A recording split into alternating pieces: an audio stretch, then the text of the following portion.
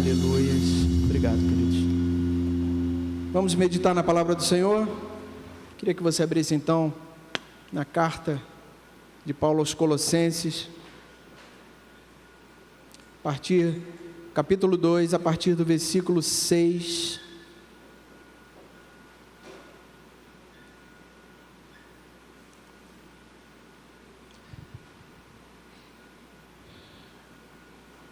Sociedade Bíblica coloca como tema, e eu utilizei o mesmo tema, a plenitude da vida em Cristo. A partir do versículo 6 do capítulo 2, falamos na semana passada sobre a excelência da pessoa e da obra de Cristo, terminando ali no versículo 23. Eu vou falar um pouco sobre essa parte do versículo 24 até o versículo 5 do capítulo 2, para você entender do que estava sendo falado, mas eu quero focar nessa noite a partir do versículo 6. Então vamos ler a partir do versículo 6 até o versículo 15, diz assim, capítulo 2, versículo 6: Portanto, assim como vocês receberam Cristo Jesus, o Senhor, continuem a viver nele, estando enraizados e edificados nele, e confirmados na fé, como foi ensinado a vocês, crescendo em ações de graça. Tenham cuidado para que ninguém venha enredá-los com sua filosofia e vãs sutilezas, conforme a tradição dos homens, conforme os rudimentos do mundo, e não segundo Cristo. Porque nele habita corporalmente toda a plenitude da divindade. Também nele vocês receberam a plenitude. Ele é o cabeça de todo principado e potestade. Nele também vocês foram circuncidados, não com uma circuncisão feita por mãos humanas, mas pela remoção do corpo da carne, que é a circuncisão de Cristo, tendo sido sepultados juntamente com ele no batismo, no qual vocês também foram ressuscitados por meio da fé no poder de Deus, que o ressuscitou dentre os mortos.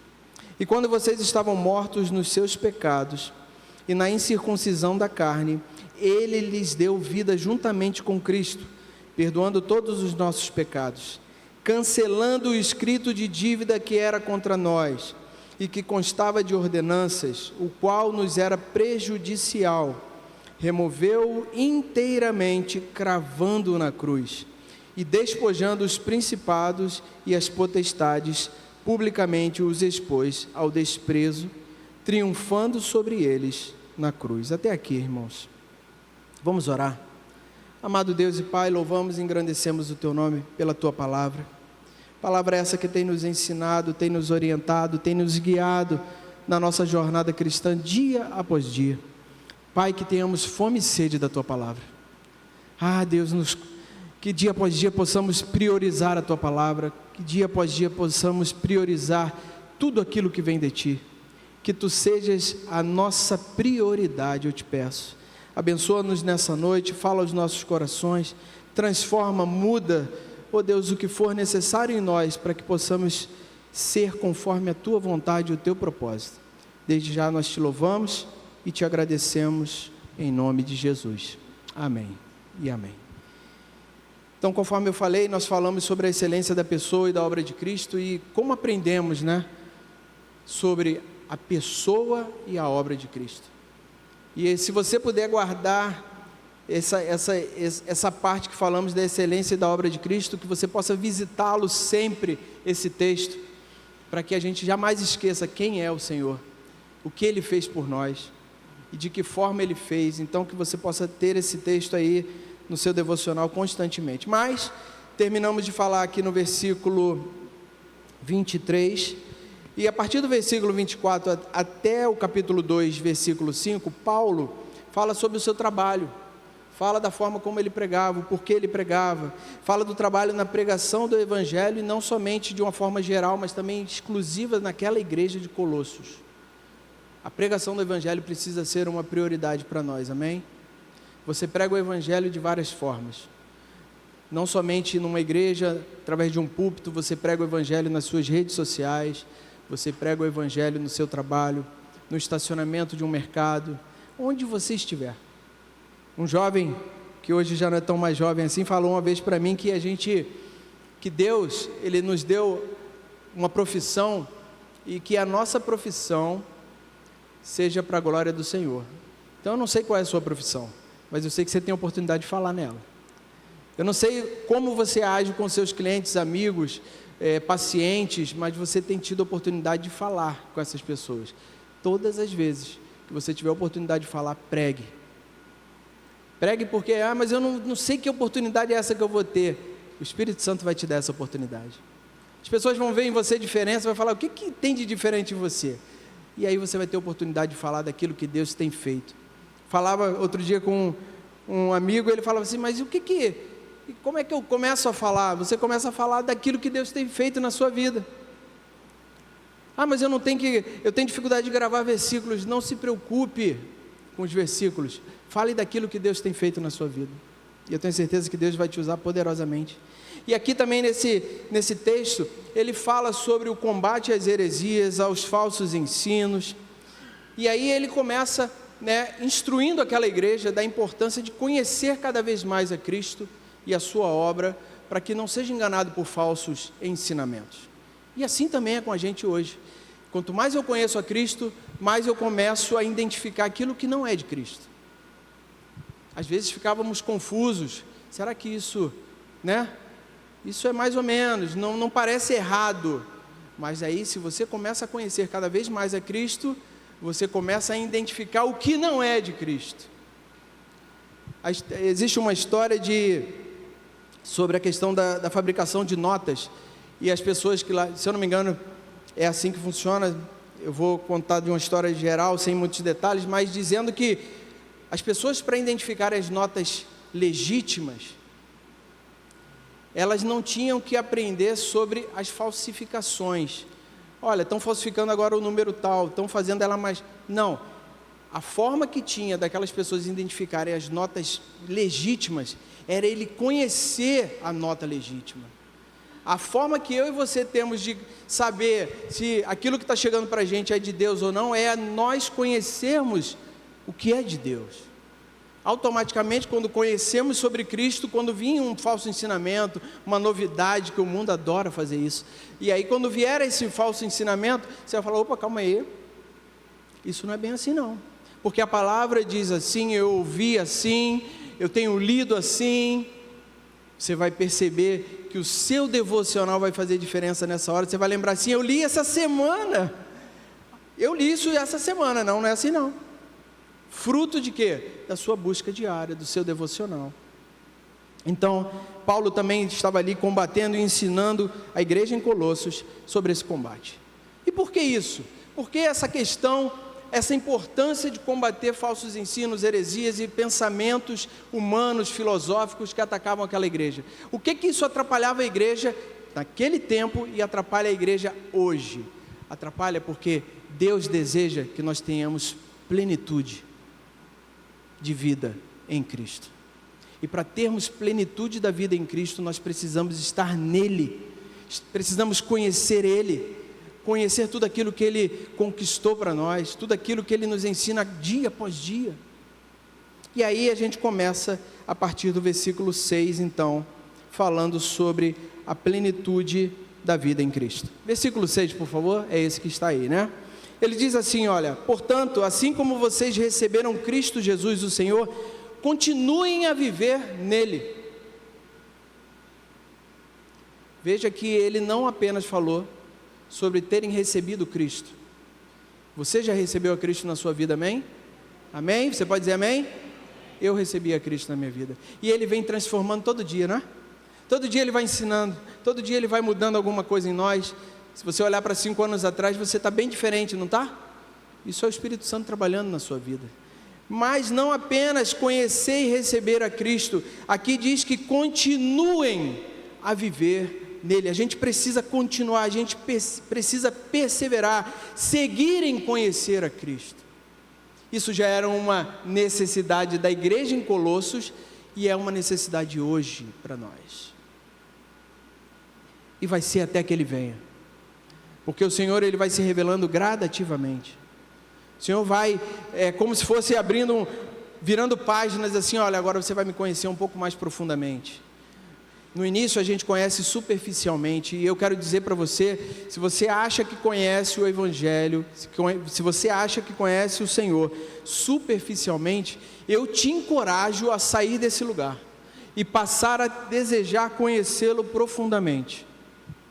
Ele está pronto a se revelar a você, Ele está pronto a, te ensinar coisas grandes e profundas, mas tem que ser de nós a procura.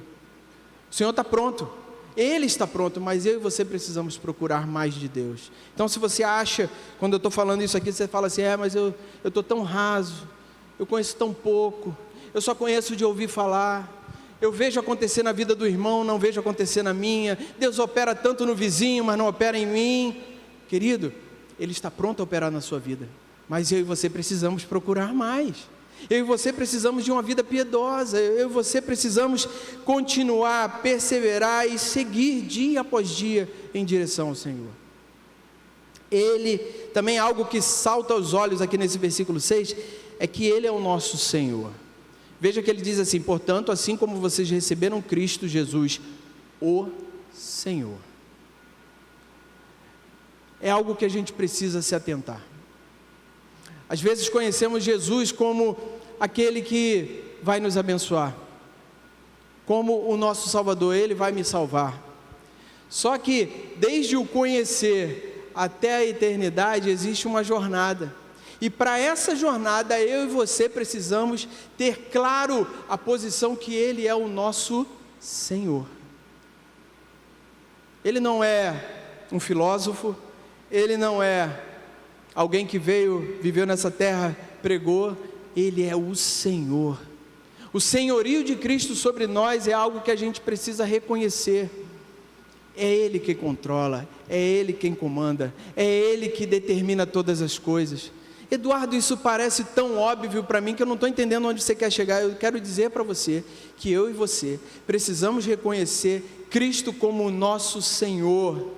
Precisamos nos colocar diante dEle como filhos, como servos. Ele é o nosso Senhor. O que acontece quando existe um Senhor e existem os seus discípulos? Os discípulos aprendem com o Senhor. Os discípulos desejam ser como o Senhor, no sentido do aprendizado, de ser igual. A palavra vai dizer, sede, pois, meus imitadores, como eu sou de Cristo. Paulo diz isso. Que eu e você possamos ser assim, reconhecer Ele como o Senhor, em tudo na nossa vida. Ao ponto de dizermos assim, Senhor, o que Tu desejas para mim em relação a isso? Senhor, eu estou prestes a tomar uma decisão, o que tu acha sobre isso? Eduardo, que... nesse grau de intimidade, já imaginou se a gente tivesse essa intimidade com Deus? Diante de tomar uma decisão, a gente chegar para Ele e falar, Senhor, em oração, o que Tu desejas para mim em relação a isso? O que é que eu tenho que fazer? Qual é o melhor caminho que eu tenho que tomar? Já pensou que maravilha seria essa intimidade com Deus? Precisamos reconhecê-lo como Senhor.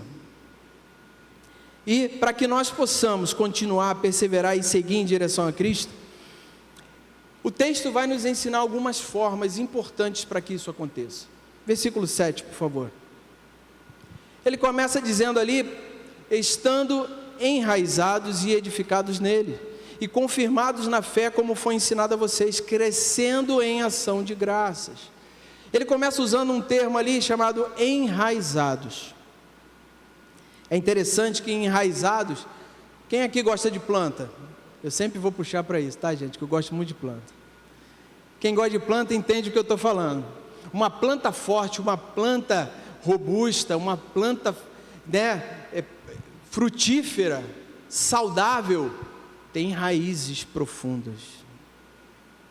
Se você for trocar uma planta de vaso, que você começa a mexer para tirar ela, você olha e fala, não, essa está tranquilo, porque ela tem raízes fortes. Ali ele começa dizendo, estando enraizados. Isso dá ideia de profundidade. Vivemos dias na nossa sociedade que tudo é muito superficial. A gente conhece gente de forma superficial, a gente se relaciona de forma superficial, não é assim? Tudo muito rápido. Se eu perguntar para você quantos amigos você tem no Instagram, você vai dizer, eu tenho para menos de 500, eu não tenho, eu tenho 500 seguidores. Eu pergunto, dos 500 seguidores, quantos são seus amigos? Aí começa a ficar um monte de carinha assim, né? Eu tenho um monte de seguidores, mas poucos amigos. Porque você conhece pessoas superficialmente. Você vai... antigamente a gente pegava um vídeo e assistia todo aquele vídeo inteiro para ter um entendimento inteiro daquilo que a gente estava buscando. Hoje, existem cortes, onde vai lá naquilo que é mais relevante, extrai aquele pedaço e coloca, e você se alimenta de cortes superficiais. Você não visita o contexto todo. E sabe o que isso atrapalha a nossa vida? Na hora que a gente vai para Cristo, na hora que a gente vai para a nossa vida devocional, Senhor, faz um corte para mim, manda só o quê? Só o mais relevante, quando na verdade Deus, Ele quer que nós o conheçamos de forma inteira. Ele não quer que a gente conheça parte dele não, Ele quer que a gente conheça a obra inteira, tudo que Ele pode, tudo que Ele realizou e tudo que Ele pode realizar. Mas, quando a gente fala que estando enraizados, a gente quer fugir dessa superficialidade e a gente quer ir mais fundo, irmão.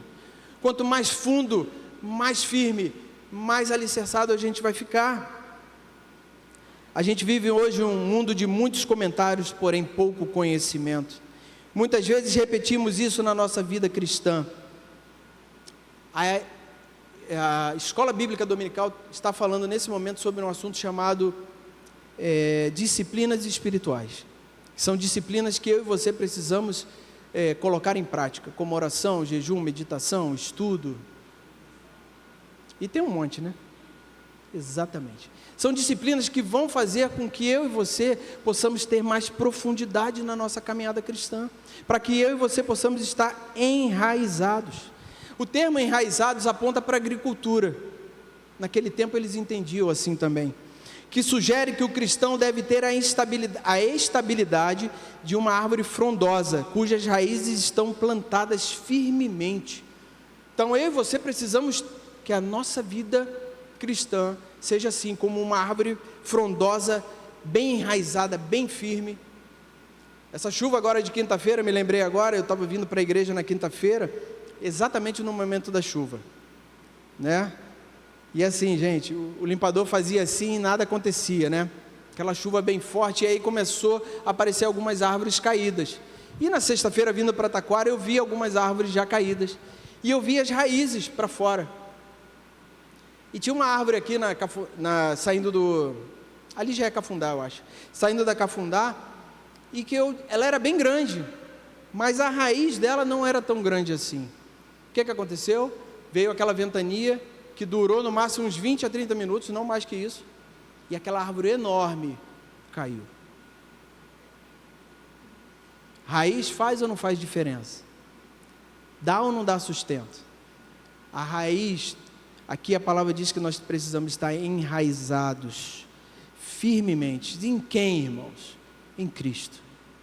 Então, guarde isso. Raízes fortes em Cristo. Mas ele não fala somente isso, ele fala também edificados nele. Não somente enraizados firmemente, mas edificados. É uma outra característica que vai apontar já para a arquitetura, prédios. Você imagina que essa igreja... Aqui é um andar só, mas aqui atrás tem um prédio de 4 andares, que eu creio que no momento em que foi feito, alguém lá, o pedreiro ou o mestre de obras falou assim, olha, quantos andares vai ter? Serão 4 andares. Então calma aí, deixa eu calcular aqui, eu nem sei se o nome ainda é esse, a sapata, vou calcular o tamanho da sapata para resistir à edificação que será feita. Mais uma vez, ele está falando de sustento. Onde está sustentado? Se o terreno onde vai ser construída a casa é um terreno muito instável, é necessário fazer um trabalho antes da edificação. Se o terreno é um terreno firme, a característica da edificação é diferente. Eu quero dizer para você que a nossa vida precisa estar edificada como um prédio. O prédio, ninguém constrói o prédio, ou não deveria construir, de qualquer forma. A minha vida e a sua vida cristã também não devem ser construídas de qualquer forma. Existe um fundamento ideal para que a minha jornada e a sua jornada seja para sempre. Precisamos estar edificados sobre a rocha. Mateus 7, final do Sermão do Monte, vai falar sobre isso, que depois de Jesus ensinar todo o Sermão do Monte, ele diz: olha, mas é importante que vocês estejam edificados sobre a rocha, porque virá o vento, virá a chuva, e você não vai ser levado, ser destruído. Então eu e você precisamos estar edificados. Mas ele também fala, e Paulo fala nesse versículo, estando enraizados, edificados e confirmados na fé, como foi ensinado a vocês. Ele está falando para aquela igreja que eles precisam ser confirmados como foi ensinado. Como é que você tem sido ensinado na sua fé? Eduardo, eu tenho sido ensinado através de pregação, eu tenho sido ensinado através da EBD, eu tenho sido ensinado através de um livro, né, que trate algum assunto da sua vida cristã que vai edificar a sua vida. Amém. Confirmados na fé como foi ensinados a vocês. Isso também aponta para como uma escola que a gente precisa aprender todo dia na nossa caminhada cristã. Olha, se na sua profissão você precisa aprender todo dia, eu quero dizer para você nessa noite que na sua jornada cristã você precisa aprender todo dia. Não ache que você já sabe de tudo. Grandes estudiosos, grandes pessoas aí, teólogos que escreveram até mesmo versões da Bíblia, no final lá da sua idade falaram assim: eu tenho tanto para aprender, eu tenho tanto para aprender sobre Deus. Então não se deixe enganar: eu já sei demais, eu não preciso mais aprender nada sobre Deus. Eu quero dizer para você que eu e você, nessa jornada, a gente precisa continuar aprendendo, confirmando a nossa fé dia após dia. A nossa fé precisa ser edificada, a nossa fé precisa ser real, e a nossa fé será assim quando nós estivermos cada dia mais aprendendo e crescendo na pregação da palavra, através do ensino, da meditação e do aprendizado. E por fim, ele fala aqui também em ações de graça. Crente, você é crente? Diz amém. Crente precisa ter ações de graça nos lábios. Estamos aqui nesse domingo à noite, vivemos esse dia. Eu não sei como foi o seu, eu sei como foi o meu, mas eu quero dizer que é motivo de ação de graças. A gente precisa crescer em ações de graças todos os dias, porque o Senhor tem nos abençoado. Hoje eu falava com o irmão ali nos corredores, ele contando um breve testemunho, e eu falei: Deus é bom demais, Ele cuida dos detalhes, Ele te livra. Na hora certa, Ele vem e te livra. Isso é motivo de ação de graças. Mas não é só isso. Paulo continua a partir do versículo 8 então. Então aqui falamos no versículo 7 sobre a necessidade de sermos enraizados, raízes fortes, edificados sobre algo sólido, e essa edificação da nossa jornada cristã precisa estar sobre Cristo, sobre os ensinamentos de Cristo. Também sermos confirmados na fé, como foi ensinado dia após dia, e crescendo em ação de graças. O versículo 8, Paulo já vem, como você vai ouvir muito falar sobre isso na carta aos Colossenses, porque isso era algo que estava atacando a igreja, que é a questão das filosofias, das vãs sutilezas, a tradição dos homens, rudimentos do mundo. Esse era o combate daquela igreja. Mas veja, diz assim: tenham cuidado, Paulo falando lá em Colossos, para que ninguém venha enredá-los com a sua filosofia. Olha Paulo falando para a gente hoje, essas palavras cabem certinho para a gente hoje. Tenham cuidado, igreja, para que ninguém venha enredá-los com filosofias e vãs sutilezas. E a gente é tão atacado todos os dias. É tanta novidade que aparece, é tanto falso ensino que aparece, é tanto facilitador, é tanto evangelho customizado. Quando a gente conversa com alguém sobre pregação da palavra, é certo que as pessoas vão dizer: as pessoas preferem locais onde a palavra é pregada de forma customizada. Vamos falar de vitória? Vamos falar de vitória. Vamos falar de bênção? Vamos falar de bênção. Vamos falar de conquista? Vamos falar de conquista. Quando na verdade o evangelho, ele fala de transformação de vida, ele fala de negar a si mesmo, tomar a sua cruz e seguir a Cristo todo dia. A mensagem que transforma, a mensagem que nos leva para perto do Senhor, ela não fala de bênçãos. As bênçãos são consequência. A mensagem que transforma a minha vida, a mensagem que transforma a sua vida, a mensagem que faz algo novo em nós todos os dias, é a mensagem que nos confronta, irmãos. E a gente deve desejar essa mensagem, não aquelas mensagens bonitinhas, né, agradáveis aos ouvidos. Isso não transforma, isso não vai mudar nada em nós. E aqui, da mesma forma que a igreja em Colossos vivia esses ataques, a gente também vive. Mas eu quero ressaltar uma coisa que ele fala aqui, que ele diz, tenham cuidado para que ninguém venha enredá-los com filosofias, conforme a tradição dos homens, conforme os rudimentos do mundo, e não segundo Cristo. Cuidado com a religiosidade. Religiosidade é algo que diz para a gente assim: eu preciso estar na igreja, eu preciso vir todos os dias na igreja. Amém por isso, tá? Se você tem esse desejo no coração, amém. Mas que o vir à igreja não seja apenas vir aqui à igreja, mas que o vir à igreja seja a consequência de uma vida que você busca todos os dias do Senhor. Eu estou bem porque eu fui à igreja neste final de semana. Eu posso vir à igreja e estar longe de Cristo. Eu posso vir para esse lugar todo domingo e estar longe de Deus. É possível ou não é, irmãos? É possível. Mas eu quero dizer para você que essa prática religiosa de cumprir uma rotina, isso não nos leva a lugar nenhum. Sabe o que nos leva à presença de Deus? Uma vida piedosa, uma vida cada dia mais próxima, uma vida que agrade ao Senhor. E aí, como o pastor diz muitas vezes, sabe o que vai acontecer? Se a sua e a minha semana forem uma semana regadas, onde eu procuro o Senhor, onde eu leio a palavra, onde eu jejuo, onde eu busco, quando você chegar no domingo aqui, você vai celebrar tudo que você plantou durante a semana. Fale para mim, melhor, não fale para mim, medite no que eu vou te perguntar. Quantas foram as vezes que você chegou na igreja no domingo, entrou por aquelas portas, participou do louvor, olhou para o lado, o irmão do lado parece que já está tocando os céus, e você tem dificuldade em se sintonizar? Já teve situações assim? Não precisa me responder, pensa, você já viveu essa situação? Mas também vou te fazer outra pergunta: já teve situações em que você entrou aqui e saiu daqui como se fosse assim: olha, hoje Deus me visitou de forma poderosa? A pergunta é: o que faz a diferença entre uma forma e outra forma? É o resultado do que nós plantamos. Se você buscar constantemente o Senhor, abandonando a religiosidade, buscando uma vida piedosa com Deus, você chegará neste lugar e ao abrir dos seus lábios, você vai ser muito visitado por Deus aqui nesse lugar.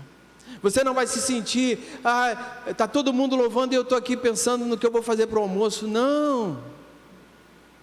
Você vai estar vivendo aquela intensidade da presença de Deus, porque vai ser uma celebração de tudo que você plantou. Então eu quero deixar o primeiro recado para você nessa noite: que essa semana seja uma semana de plantio, para que no próximo domingo, quando estivermos aqui celebrando o domingo, que você possa chegar aqui, olha, repleto da presença de Deus, que você possa tocar os céus, que você possa viver experiências maravilhosas com Deus nesse lugar. Depende de mim, de você, depende daquilo que a gente plantou. Versículo 9, Paulo vai dizer: porque nele, em Jesus, habita corporalmente toda a plenitude da divindade. Isso ia diretamente em confronto com aquela igreja, porque aquela igreja estava sendo atacada, porque aquelas pessoas que ensinavam o erro para aquela igreja, eles não reconheciam a soberania de Cristo, eles não reconheciam a divindade de Jesus Cristo. Por isso que Paulo enfatiza aqui, porque nele habita a plenitude da divindade. Eduardo, o que isso muda a minha vida hoje, no século que eu estou vivendo? Da mesma forma que aquela igreja sofria esse ataque, também nós sofremos. Mas eu quero dizer para você: o Deus a quem você serve é suficiente. Você não precisa ir buscar nada além dele. Eduardo, mas como é que é isso? Eu não vou buscar. Sim, e amém por isso que você não vai buscar. Mas tem pessoas que estão em Cristo e assim: mas eu preciso buscar alguém que vai me dar uma palavra, eu preciso buscar um vidente, eu preciso buscar uma simpatia, coisas do tipo. eu quero dizer para você que tudo o que eu e você como igreja precisamos está em Cristo. Tudo. Não há nada que você precise buscar fora de Cristo. Cristo é tudo o que nós precisamos. Versículo 10, ele também diz assim: também nele vocês receberam a plenitude, ele é o cabeça de todo o principado e potestade. Paulo aqui também estava ensinando para aquela igreja de que ele é o Senhor de todas as coisas, inclusive sobre a ação de Satanás. É interessante que às vezes quando a gente pensa numa guerra espiritual, a gente pensa em dois exércitos iguais guerreando, não é isso? Quando você pensa numa guerra, o que você pensa? Olha, tem um exército aqui, tem um exército aqui, eles são de igual tamanho, a luta é igual. Meu irmão, minha irmã, se nós abrirmos brechas para Satanás, ele vai fazer uma festa na nossa vida, mas ele não tem poder além do nosso Deus. Ele não tem poder. Nessa guerra, ele vai para a guerra, mas saiba que ele já é um perdedor. O Senhor é vencedor. Então, muitas pessoas vivem com medo de Satanás. Eu quero dizer para você, em Deus, você não precisa ter medo de Satanás. Ele foi vencido, e ele é um derrotado. Ele vai fazer de tudo, ele vai tentar até a última força que ele tiver. Mas o Senhor é maior. Aquele que guerreia as nossas guerras é vencedor, é vitorioso sobre todas as coisas. Então não tenha medo de Satanás. Tem pessoas que, não fala esse nome. Gente, em Cristo nós somos libertos. Se Satanás tinha poder de nos acusar, ele não tem mais. Se nós estivermos em Cristo completamente, ele não tem mais chance de agir em nós. Então não tema, busque em Deus, e o Senhor há de te revestir, te guardar, te proteger, te dar ousadia e poder no Espírito Santo para enfrentar as ciladas que ele possa tentar se levantar. E aí vem os versículos de 11 a 15, e só para facilitar o nosso entendimento, aqui a gente vai falar de 5 obras que Jesus realizou em benefício da sua igreja. A primeira delas está aí no versículo 11, coloca para mim por favor, que ele diz que nele também foram circuncidados, não de uma circuncisão feita por mãos humanas, mas pela remoção do corpo da carne, que é a circuncisão de Cristo. Em Cristo, a obra feita por Cristo é a transformação interior, em lugar de uma incisão exterior. Naquele tempo a circuncisão era uma incisão, era um corte exterior no corpo, que marcava aquele povo. Hoje, em Cristo, o corte é no coração. A transformação, a marca é o nosso coração. Fazendo um paralelo entre aquela circuncisão e a circuncisão feita por Cristo, naquele tempo a circuncisão era uma cirurgia externa, que marcava aquele povo. Em Cristo, essa cirurgia acontece no coração. A transformação, a mudança é interna, não é externa. Aquela incisão externa não mudava, não transformava ninguém, só marcava. Dizia, esse povo me pertence, somente isso. Agora, a mudança que Cristo faz no seu coração internamente, aparece aqui, externamente. É a mudança do caráter, é a mudança das atitudes, é a mudança da forma de pensar, é a mudança de agir. Só Cristo pode mudar a gente internamente. Só Ele pode nos transformar. Então, naquele tempo a cirurgia era externa, os judeus faziam, Cristo interno no coração. Na circuncisão dos judeus, apenas uma parte do corpo era marcada, os homens. Em Cristo, todo o corpo é transformado, todo o corpo. Os seus olhos, a forma de ver é transformado. Aquilo que sai pela sua boca foi transformado. Aquilo que habita no seu coração, o centro dos nossos desejos e emoções, foi transformado. A transformação é completa. A circuncisão dos judeus era feita pelas mãos humanas. Ao 8º dia, aquele menino era circuncidado lá, vinha um homem lá e fazia aquela cirurgia. Em Cristo, essa circuncisão, ela é feita pelo Espírito Santo de Deus. É Ele que vai lá e transforma o nosso coração, é Ele que vai lá e muda. A circuncisão feita pelos homens não ajudava aqueles homens espiritualmente, era apenas uma marca. Mas a circuncisão feita pelo Espírito Santo, na minha e na sua vida, ela capacita eu e você a vencer o pecado. Ela capacita eu e você a viver em novidade de vida. Ela capacita eu e você a ter novas formas de agir, de pensar, de falar. É uma transformação executada pelo Espírito Santo. Mas ela também gera uma nova vida, uma vida nova, conforme está aí nos versículos 12 e 13. Ele diz assim, Paulo diz para esse povo lá em Colossos, diz para a gente hoje: tendo sido sepultados juntamente com ele no batismo, ou seja, morremos. Quando você passa pelas águas ali simboliza que você está morrendo e está revivendo em novidade de vida. Logo, logo tem uma turma de batismo acontecendo, logo, logo eles passarão pelas águas, e aquele dia vai representar, olha, eu estou morrendo para a minha velha criatura, e ressurgindo das águas em novidade de vida.